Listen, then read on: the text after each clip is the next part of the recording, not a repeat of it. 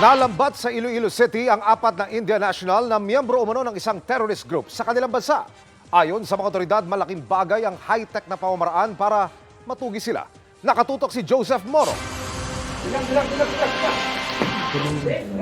Hindi na nakapalag ang apat na Indian national nang i-operate sa Iloilo ng pinagsanib na puwersa ng Bureau of Immigration, Cybercrime Investigation and Coordinating Center o CICC at Military Intelligence Group.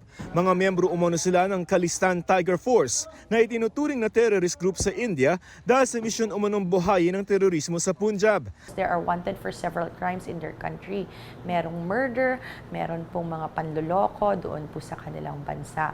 Nasa red notice watchlist rin ng Interpol ang mga sospek. Sa Canada pa lamang, tinitiktikan na ng US Homeland Security ng Amerika ang mga sospek. Pero nawala ito sa kanilang radar. Dito na sa Pilipinas, sunod na sumulpot ang kanilang mga aktibidad.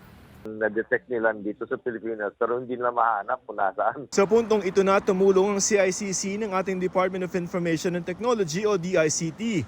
Tiniktikan nila ang mga sospek hanggang matuntun na nga sila sa Iloilo. Patunay raw na kaya rin natin ng high-tech na paraan para manghuli ng mga kriminal. It's a combination. It's both physical and digital footprint. And we're building a lot of capacity. Matagal na, no? Yung capacity on the physical side of investigation. Pero on the digital side of investigation, Bukod sa paano sila nakapasok at gaano sila katagal na dito, kabilang din sa inaalam, anong purpose nila? Bakit sila dito? Nagtatago ba sila o may plano silang magkasik ng lagim dito? So far, wala po tayong nakikita na activities nila dito.